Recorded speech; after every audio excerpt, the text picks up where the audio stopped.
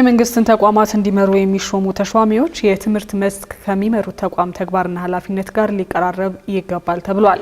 የተባለው የህዝብ እንደራሴዎች ምክር ቤት ዛሬ የሶስት የተለያዩ ባለስልጣናትን ሹመት ባጸደቀበት መደበኛ ስብሰባው ላይ ሲሆን ምክር ቤቱ የተሻሻለውን የኢትዮጵያ የምርጫ የፖለቲካ ፓርቲዎች ምዝገባና የምርጫ ስነ ምግባር አዋጅንም አጽድቋል። እንዲሁም ምክር ቤቱ በሌሎች ጉዳዮች ላይ ተወያይቶ ውሳኔም አሳልፏል። መድረኩን የተመለከተው ፍስሐ ደሳለኝ ዝርዝር መረጃ አለው፣ እንከታተለው።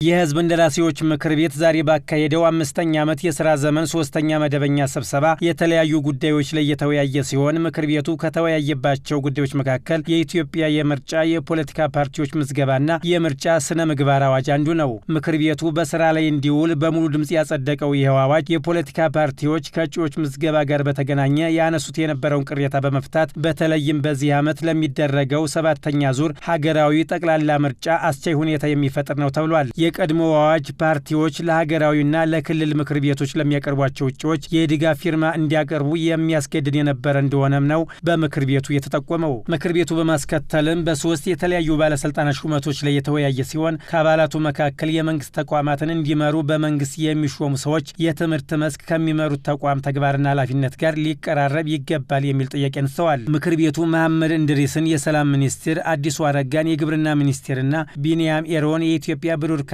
ኮርፖሬሽን ዋና ስራ አስፈጻሚ አድርጎ በሙሉ ድምጽ ቢሾምም በጠቅላይ ሚኒስትሩ የሚሾሙ ሰዎች ሹመት የምክር ቤቱን ይሁንታ ሳያገኙ ወራት የሚያስቆጥሩበት ምክንያት ላይም ማብራሪያ እንዲሰጥበት ተጠይቋል። የቀረበው ሹመት በጣም በትምህርት ዝግጅት፣ በስራ ልምድ፣ በሁሉም የተዘጋጀና እንደው ታስቦበት የተደረገ ስለሆነ ሹመቱን ከታላቅ አክብሮት ጋር ተቀብለን ብናጸድቀው የሚል ሀሳብ አለን። ሹመቶች ለስራ ሲፈጸሙ ጤና ጥበቃ ሚኒስቴር ጤና የተማረ ሲሆን ያምርበታል። ትምህርት ሚኒስቴር ስለ ትምህርት የሚያውቅ ትምህርትን በአግባቡ ሊረዳ የሚችል ሲሆን ያምርበታል። አንዳንዱ ሹመቶቹ ግን ከዚህ ጋር ከትምህርት ጋር ተያያዥነት የሌላቸው በሌላ ማህበራዊ ሳይንስ የተማረ አካል አፕላይድ ሳይንስ ቦታ ላይ አምጥተን ብንሾመው ውጤታማነቱ ምን ያክል ነው የሚል ነገር ነው። እኔ ምክር ቤቱን ጥያቄና ቻሌንጅ ማድረግ የምፈልገው ይህ ትምህርት የተባለ ነገር ነው። ትምህርት ባለፉት ከንጉሱ ዘመን ጀምሮ በግብርና ዘርፍ በቢኤም፣ በማስተርስም፣ በፒኤችዲ፣ በፕሮፌሰርነት ደረጃ ተደርሷል። ገበሬውን ከበሬና ከርፍ የለወጠው የትምህርት ዘርፍ በዛ ትምህርቱ የትኛው ላይ ነው የደረስነው? ክረምት ላይ ወይም ስራ ውስጥ ባልነበርንበት ጊዜ የተሾመ ወይም የተሰጠ ስልጣን ነው።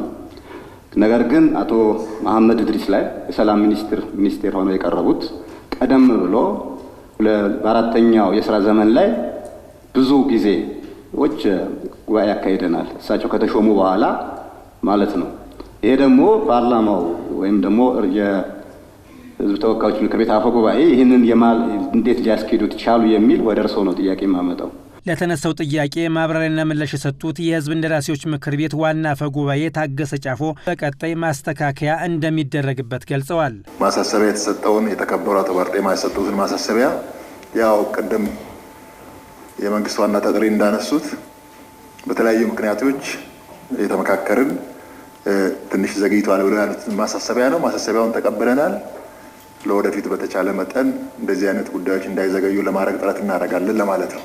በሌላ በኩል ምክር ቤቱ ኢትዮጵያ ከቻይናና ብራዚል ጋር ያደረገችውን የወንጀል ጉዳዮች የጋራ የህግ ትብብር እንዲሁም ፍርደኞችን የማስተላለፍ ስምምነት በተጨማሪም ከደቡብ አፍሪካ መንግስት ጋር በወንጀል ጉዳዮች የሚፈለጉ ሰዎችን አሳልፎ የመስጠት ስምምነት ለማጽደቅ የቀረበ አዋጅ ላይ ተወያይቶ ለዝርዝር እይታ ለህግና ፍትህ ጉዳዮች ቋሚ ኮሚቴ መርቷል። በረቂቅ አዋጆቹ ላይ ማብራሪያ የሰጡት የመንግስት ተጠሪ ሚኒስትሩ ተስፋዬ በልጅጌ ከተለያዩ ወንጀሎች ጋር በተያያዘ በኢትዮጵያ ውስጥ የሚገኙ የብራዚልና የቻይና ፍርደኞች የእስር ጊዜያቸውን በሀገራቸው እንዲሁም በእነዚህ ሀገራት በእስር ላይ የሚገኙ ኢትዮጵያውያን እስረኞች ደግሞ ወደ ሀገራቸው እንዲመለሱ ስምምነቶቹ ጠቃሚ ስለመሆናቸው አብራርተዋል። በስምምነቶቹ ላይ አስተያየታቸውን የሰጡ የምክር ቤቱ አባላትም በእነዚህ ሀገራት ላይ የሚኖሩ ኢትዮጵያውያን ደህንነት ለማስጠበቅ የሚረዱ ጉዳዮች ላይ በረቂቅ አዋጁ ላይ ቢካተቱ የሚሉ ሀሳብ አንስተዋል። ደቡብ አፍሪካ ውስጥ ብዙ ዜጎቻችን እየሞቱ ይገደላሉ፣ ወንጀል ይፈጸምባቸዋል፣ ንብረታቸውም ይዘረፋል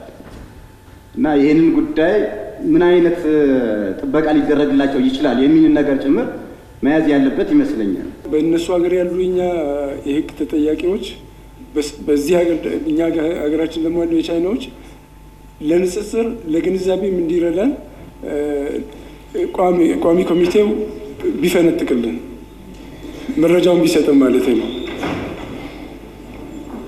በሚቀጥለው ነው እንጂ አሁን አይደለም። በተጨማሪም ምክር ቤቱ በኢትዮጵያና በዓለም አቀፍ የልማት ማህበር ለዘላቂ ንጹህ የኢነርጂ ተደራሽነት እንዲሁም ለምስራቅ አፍሪካ የክህሎት ትራንስፎርሜሽን እና ቀጠናዊ ውህደት ፕሮጀክት ማስፈጸሚያ የሚውል የብድር ስምምነት ረቂቅ አዋጆችን አጽድቋል።